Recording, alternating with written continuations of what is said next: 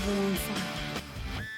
ರಾಜ್ಯದಲ್ಲಿ ಸಿಎಂ ಕುರ್ಚಿಗಾಗಿ ಕಾಂಗ್ರೆಸ್ನಲ್ಲಿ ಒಳಜಗಳ ಆರಂಭ ಆಗಿದೆ ಅಂತ ಜಗದೀಶ್ ಶೆಟ್ಟರ್ ಅವರು ಲೇವಡಿ ಮಾಡಿದ್ದಾರೆ.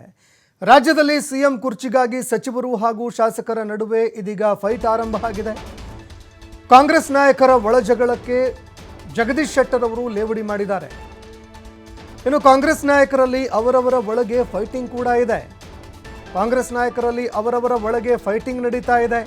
ಆದರೆ ಸುಮ್ಮನೆ ನಾವು ನಿಮ್ಮ ಜೊತೆಗೆ ಇದ್ದೀವಿ ಅಂತ ಸಿಎಂಗೆ ಈ ನಾಯಕರೆಲ್ಲರೂ ಕೂಡ ಹೇಳ್ತಾ ಇದ್ದಾರೆ. ಒಳಗೊಳಗೆ ಪರಸ್ಪರ ಒಬ್ಬರ ವಿರುದ್ಧ ಒಬ್ಬರು ಕತ್ತಿ ಮಸೆಯೋದಕ್ಕೆ ಆರಂಭ ಮಾಡಿದ್ದಾರೆ.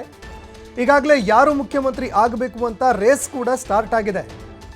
ಇನ್ನು ಯಾವಾಗ ಇದು ಸ್ಫೋಟ ಆಗತ್ತೆ ಅಂತ ಹೇಳೋದಕ್ಕೂ ಕೂಡ ಬರೋದಿಲ್ಲ. ಒಳಗೊಳಗೆ ಏನೇನು ನಡಿಬೇಕು ಅದೆಲ್ಲವೂ ಕೂಡ ನಡೀತಾ ಇದೆ ಪಕ್ಷದಲ್ಲಿ. ಇನ್ನು ಒಳಜಗಳ ಎಲ್ಲಿಗೆ ಬಂದು ನಿಲ್ಲುತ್ತೆ ಗೊತ್ತಿಲ್ಲ ಅಂತ ಮಾಜಿ ಸಿಎಂ ಜಗದೀಶ್ ಶೆಟ್ಟರ್ ಅವರು ಲೇವಡಿ ಮಾಡಿದ್ದಾರೆ.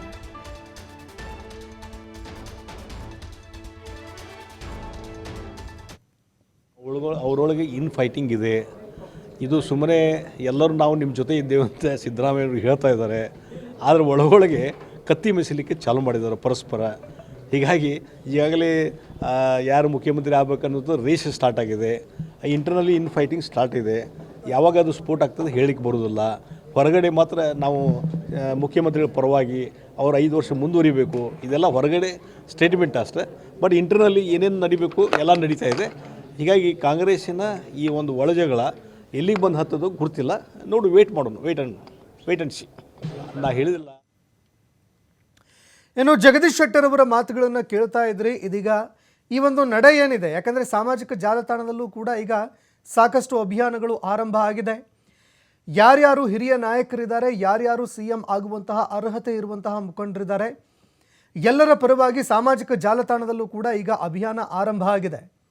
ನಾನು ಕೂಡ ಸಿಎಂ ಆಕಾಂಕ್ಷಿ, ನಾನು ಕೂಡ ಸಿಎಂ ಆಕಾಂಕ್ಷಿ ಅನ್ನುವಂತಹ ಒಂದು ಪಟ್ಟಿನೇ ಇದೀಗ ರೆಡಿ ಆಗ್ತಾ ಇದೆ. ಈ ನಡುವೆ ಜಗದೀಶ್ ಶೆಟ್ಟರ್ ಅವರು ಈ ಎಲ್ಲ ಬೆಳವಣಿಗೆಗಳನ್ನು ನೋಡಿ ಲೇವಡಿ ಮಾಡಿದ್ದಾರೆ. ಈಗ ಒಳಬೇಗುದಿ ಆರಂಭ ಆಗಿದೆ. ನಾನು ಸಿಎಂ ಆಕಾಂಕ್ಷಿ ಅಂತ ಎಲ್ಲರೂ ಕೂಡ ಒಳಗೊಳಗೆ ಕತ್ತಿ ಮಸೆಯೋದಕ್ಕೆ ಆರಂಭ ಮಾಡಿದ್ದಾರೆ. ಇನ್ನು ಎಲ್ಲರೂ ಕೂಡ ಸಿಎಂ ಸಿದ್ದರಾಮಯ್ಯ ಅವರಿಗೆ ಸುಮ್ಮನೆ ನಾನು ನಿಮ್ಮ ಜೊತೆಗೆ ಇದ್ದೀವಿ, ನಾವು ನಿಮ್ಮ ಜೊತೆಗಿದ್ದೀವಿ, ನಿಮ್ಮ ಬೆನ್ನಿಗಿದ್ದೀವಿ, ನಿಮ್ಮ ಬೆಂಬಲಕ್ಕೆ ನಾವೆಲ್ಲರೂ ಕೂಡ ಇದ್ದೀವಿ ಅಂತ ಎಲ್ಲರೂ ಕೂಡ ಏನೋ ಹೇಳ್ತಾ ಇದ್ದಾರೆ ಮೇಲ್ನೋಟಕ್ಕೆ. ಆದರೆ ಒಳಗೊಳಗೆ ಎಲ್ಲರೂ ಕೂಡ ಒಬ್ಬರ ವಿರುದ್ಧ ಮತ್ತೊಬ್ಬರು ಕತ್ತಿ ಮಸೆಯುವಂತಹ ಕೆಲಸವನ್ನು ಮಾಡ್ತಾ ಇದ್ದಾರೆ.